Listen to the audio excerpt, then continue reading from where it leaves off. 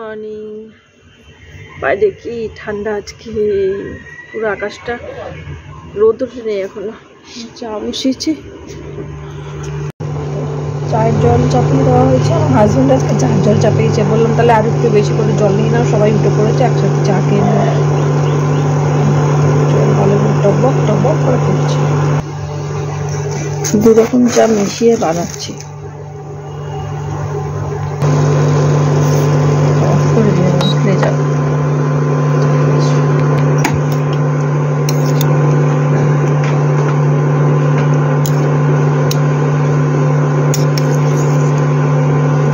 ঢাকা দিয়ে বাবাকে বেশি করে চা দিয়েছি। আমার হাজবেন্ডের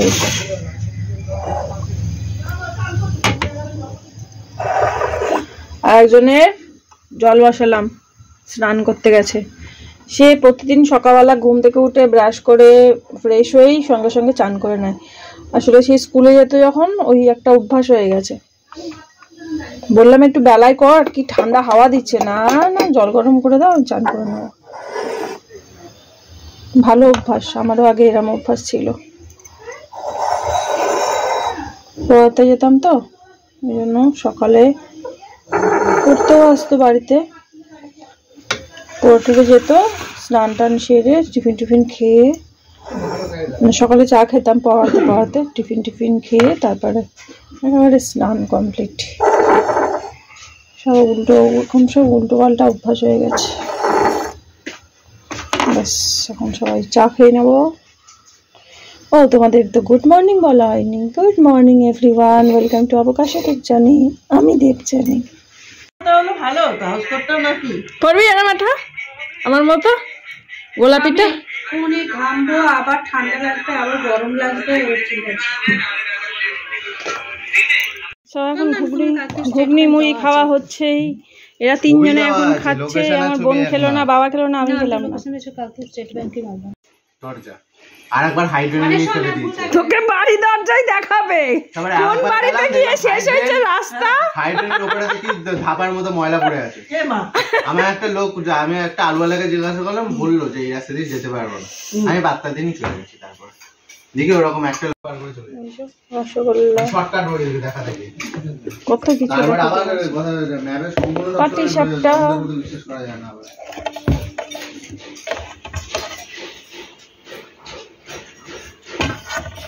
এগুলো আজকে সকালে ব্রেকফাস্ট হবে। পার্টিকুলারলি তুমি হবে না প্লেটে? প্লেট নিয়ে এসেছি না। আমি না এটা খেয়েছি, নারকলেরটা খাই। ঠিক আছে, দোকান হয়ে গেছে। হ্যাঁ এর উপরে একটু গুড় দেবো, এখন দেবো, গুড় দেবো। আমার দিতে হবে না, আমি খাবো যাওয়ার জন্য 15 টাকা আর গুড় দিলে খেতে পারবো না, মিষ্টি হয়ে ছেড়ে দাও। মনে হচ্ছে ডিমের অমলেট করে রাখা হয়েছে। তুই খা একটু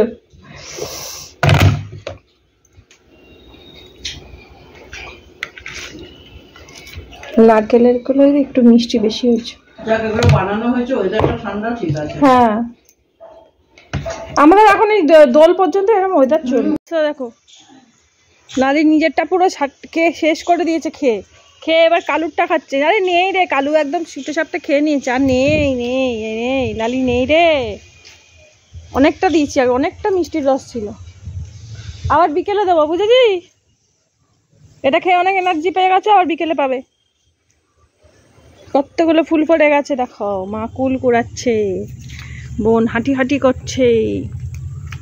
আমাদের টিফিন টিফিন খাওয়া গেছে, এখন সব আমরা বাইরে ঘুরছি। হয়েছে? হ্যাঁ, এনার্জি পেয়ে গেছে। দৌড়াও দৌড়াও দৌড়াও, অনেক এনার্জি। বিস্কুট খেয়েও নেতিয়ে পড়েছিল, চিনির রস খেয়ে, মিষ্টির রস খেয়ে দৌড়াচ্ছে। আমার বোন ঠান্ডায় কুকড়ে আছে। বললাম উডি নাইটি দি। বলছিলাম যে 3খানা মোচা পড়েছে, হ্যাঁ মোচা 3টে কাটবো, আর এই গাছটাকে একদম নিচ থেকে কেটে দিই, থোড়ো হবে, আর মোচাটাও পুরো পেরে নেবো। বলছে না, এটার কলাটা ভালো হবে। 3খানা আছে, ওদিকে একটা ছোট্ট মোচা, এই একটা মোচা, আর ওইটা তো পুরো আছে। আচ্ছা এটা বর্ষাকালে হবে মনে হয়, ধূপধাপ করে এটা পড়েই যাবে, কলা খেতে পারবে না। তার থেকে কেটে থোড়ও খাওয়া যাবে, মোচাও খাওয়া যাবে। কখন আর কি খাবো, কত কলা ফেলে দিলাম জানিস, সময় নেই খাওয়ার। এই রস পড়ছে এত গিজগিজে গিজগিজে, ওই যে মানে হাওয়া দিচ্ছে না, ওর থেকে মনে হয় রস পড়ছে, মানে আঠা পড়ছে। ওই কলাটা একটু মতো হয়েছে, ওটা মোচাটা নিচে ঝুলছে। এই মোচাটা পেরে নিলে, আর এটা যদি গোটাটা পেরে নিতাম, ওর নিচে মোচা আছে, তাহলে এই 3টে বলছিলাম যে 3টে মোচা হয়ে যেত। এটা থোড়ও খেয়ে নিতাম, এটা আবার নতুন গাছ হতো। এই দুটো কলাই খেয়ে শেষ করতে পারি না, প্রচুর হাওয়া দিচ্ছে। নারকেল গাছগুলো দেখলে বোঝা যাচ্ছে।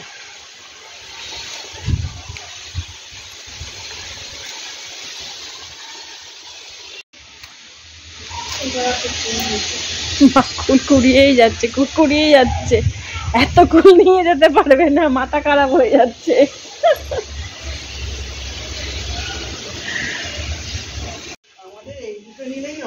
হ্যাঁ এইটা এইটা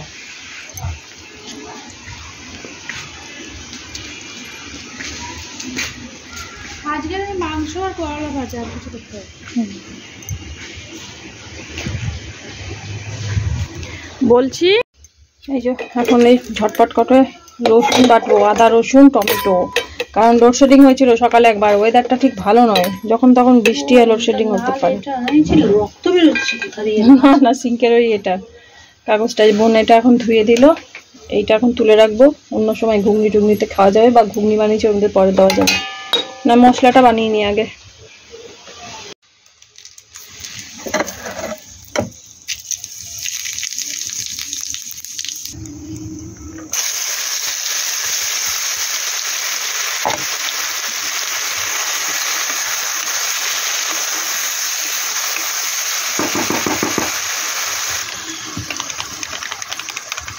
একটু ধনে গুঁড়ো, একটু জিরে গুঁড়ো, রোস্টেড জিরা গুঁড়ো, কাশ্মীরি মির্চ, গোলমরিচ গুঁড়ো, আর দেবো হলুদ। ব্যাস, একটু মশলাটা কষিয়ে মাংসটা দিতে দেবো।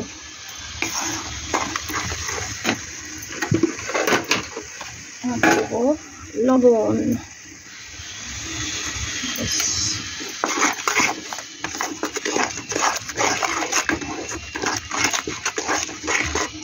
এই টমেটোটা লাস্টে দিয়েছি, ভালো করে ওটা হয়নি, গলে যাবে।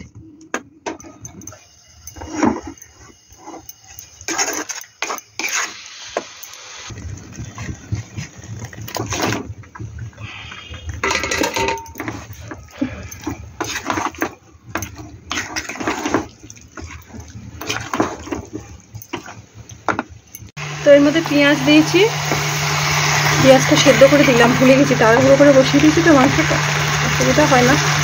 পেঁয়াজটা সেদ্ধ করে দিলে টেস্টও ভালো আসে। ভালো করে এটা কষাই। হয়ে গেছে। বাবা ইনসুলিন নিল, ইনসুলিন নেওয়াটাই, মা আগে ইঞ্জেকশনকে ভয় পেতো, মা এখন বাবাকে ইঞ্জেকশন দিয়ে দেয়। থাক না, বাবা স্নান পুজো সব হয়ে গেছে, মা স্নানে যাবে।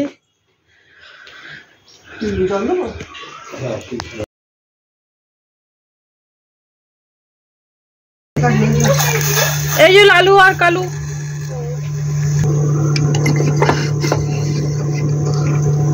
এই বড় কফিটাতেই আমাদের এবছরে হয়ে গেল।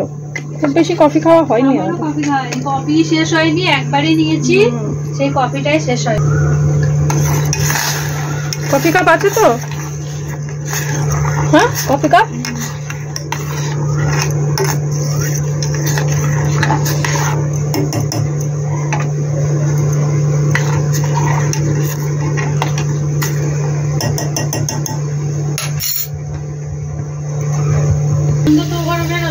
আমি পাচ্ছিলাম না, মানে কিরম হচ্ছিল যতক্ষণ এখানে ছিল হয়নি।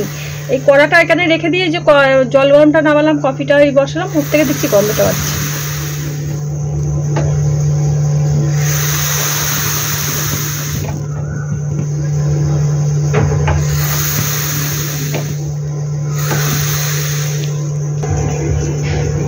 দুজনকেই বড় কাপেই দিলাম।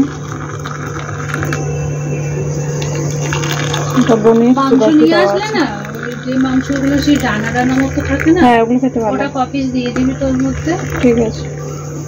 দানা মাংসগুলোই আমার ভালো লাগে খেতে, থাকে তো নরম হয়।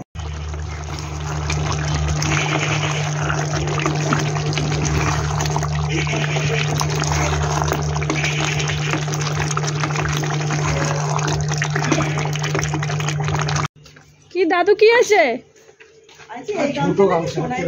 ও না বাবা নিচে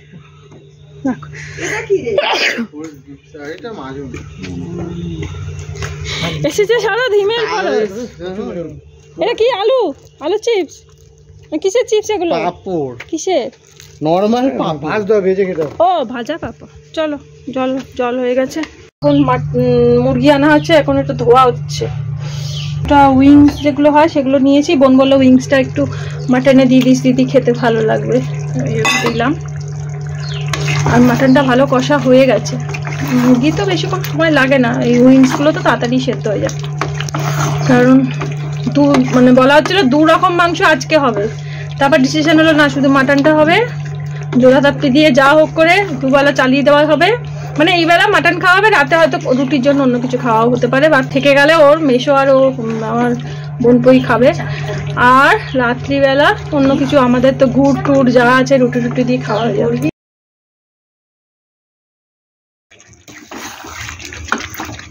তো মাটনটা একদম সুন্দর কষা হয়ে গেছে, কালচে কালারও চলে এসেছে। এখন এর মধ্যে দিয়ে দেবো আলু।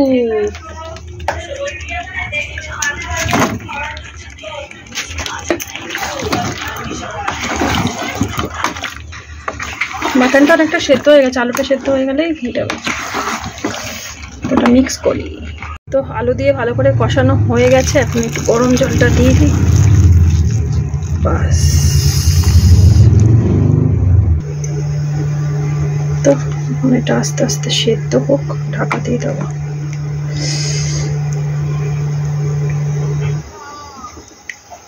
মাটন একটু পাতলা ঝোলই ভালো লাগে যেন খেতে। মুরগির মাংস একটু ঘন ঘন ভালো লাগে, মাটনের ঝোল তো পাতলাই ভালো লাগে, তাই না? তো আলুগুলো সেদ্ধ হোক, ঠিকঠাক করে দিয়ে দিই। মাটন সেদ্ধ হয়ে গেছে। বাবার জন্য একটু তুলতুলে করে সেদ্ধ করতে হবে, তাই জন্য একটু হোক। তো এখানে এখন তেলটা গরম করছি। এই যে করলা আলু ভাজবো ওর জন্য। আর মাটনটার মধ্যে তো এখন জল দিয়ে ঢাকা দিয়ে দিচ্ছি। ভাতটা এখনো বসাইনি, ভাতটা শেষে বসাবো। ওয়েদার একদম ঠান্ডা, স্নান করলে জল তোলা হয়েছে সঙ্গে সঙ্গে গরম হয়ে যাচ্ছে, এই ঠান্ডা হয়ে যাচ্ছে। সবার শেষে ভাতটা বসাবো। আর ভাতটা তাড়াতাড়ি হয়ে গেছে। তো বেগুন ভাজতে হবে আবার। শশা কেটে রেখেছি, বেগুন ভাজবো, করলা ভাজবো। বেগুন ভাজা আর ভাতটা সবার শেষে।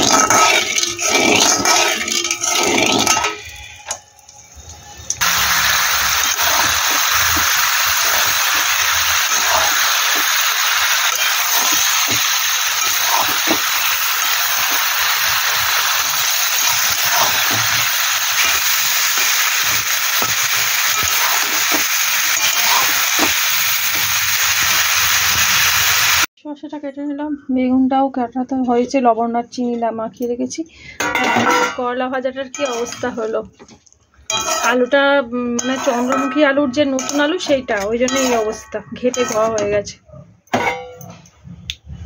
ঢাকা দিয়েও ভাজেনি, এমনি খোলাই ছিল। এই ঢাকাটা তো খুঁজেই পাচ্ছিলাম না, তখন বাদে খুঁজে পেলাম। আর মাটনটা তো এখানে চলছে। স্নান টান হয়ে গেছে, এই হাউস কোটটা চাপালাম। কি ঠান্ডা আজকে রে বাবা। আর এখন দেখো ওয়েদারটা এখন মানে আলো আলো, মানে মেঘলাও করে আছে, আর সাথে হাওয়া আবার বৃষ্টি। আর দুজনে গেল, ফোন করলো দোকানে ওই আধার কার্ডের ব্যাপারটা নিয়ে। তা ও আমার হাজব্যান্ডের ভোটার কার্ডটা একটু প্রবলেম ছিল, ওই নিয়ে ফোন করতে কি কথা হলো কে জানে, দুজনে দৌড় দিল আমার ফোনটাকে নিয়ে। তারপর বোন বললো যে তাহলে ওর ফোনটা আমাকে দিল, বলে ওইটা দিয়ে তাহলে অন থাক। আর এটা দিয়েও, মেনটা দিয়েও আমি অন থাকি, কিন্তু টাইপ করি না। আবার আমার ক্যামেরা তো লাগে মাঝে মাঝে ওই ইয়ে করতে, রান্নার ভিডিওটা ওই ভিডিও করতে লাগে, তখন ওই জন্য এ করি না। আবার মাঝে মাঝে ঢুকি, আবার মাঝে মাঝে বেরোই মেনটা দিয়ে, কিন্তু ওই দুটো ফোন তো এ করে রাখি। তো ওইটার যেটা ভালো ফোনটা ওটা তো নিয়ে গেল, আর ভালো ফোনটা না শুনতে পাই, আর যেটা ছোটো ফোন ওটাতে কিছু শোনা যায় না, যদি ইয়ারফোন ব্যবহার করি তাহলেই শোনা যায়। ইয়ারফোনটাও আমাদের রাখা থাকে না, শুধু ওটাতে টাইপ এ করি। ওই ফোনটা ভালোই আছে, ক্যামেরাও ভালো, কিন্তু সাউন্ড নেই, মানে শোনাই যায় না, ব্যাটারিটার অবস্থা খারাপ। তো এখন ফোন নিয়ে গেছে, আমি বলছি আরে আমার আঙুল লাগবে, আমার আঙুল লাগবে, আঙুল লাগবে, বলছে তোমার আঙুল লাগবে এই বলে নিয়ে গেছে। তো রান্না বান্না হয়ে এসেছে, কিন্তু ওরা এখনো ঢুকছে না, বাড়িতে আসছেনি এখনো। আসলে তারপরে আবার ভাতটা বসাবো, অন্তত ভাতটা হয়ে গেলে নিশ্চিন্ত। আমার হাজব্যান্ড আসলেই ভাতটা বসাবো, মানে সব ঠান্ডা হয়ে যাবে। তো এই তো করলা ভাজা কমপ্লিট, এখানে মাংসটা এখনো হচ্ছে, আর এই যে বেগুন ভাজবো আর ভাত করবো, এই দুটো। এখন মুখে ক্রিম মাখিনি, আইব্রো করিনি, ভূতের মতো লাগছে, সিঁদুরও করিনি, যা করে স্নান করে বেরিয়েছি ঠান্ডার মধ্যে। শশা কেটে নিয়েছি, দুজনে গল্প করছি। আর ওয়াশিং মেশিনের ওপরে কত কিছু আমার চেপেছে। হাউস কোটটা ছিল, চার্জার এখানেই চার্জ দেওয়া থাকে, আমার চার্জ দিয়ে রেখেছি। বোন বললো চার্জে নেই ফোনটা, একটু চার্জে দিয়ে, ওই জন্য অন করে রেখেছি। না দেখি ওরা, ফোন করি ওদেরকে কি বলে। মাটনটা এখানে বসিয়ে দিয়েছি, ভাতটা চাপিয়েছি ওই জন্য, আর বেগুনটা ভাজবো। মাটন তো কমপ্লিট, একটু গরম মশলা, গোলমরিচ, কত কিছু বলছে, এটা দিলে সুন্দর একটা স্মেল হবে। তো চাপা দিতে রান্না কমপ্লিট, শুধু বেগুন ভাজাটা এবার বসিয়ে দেবো।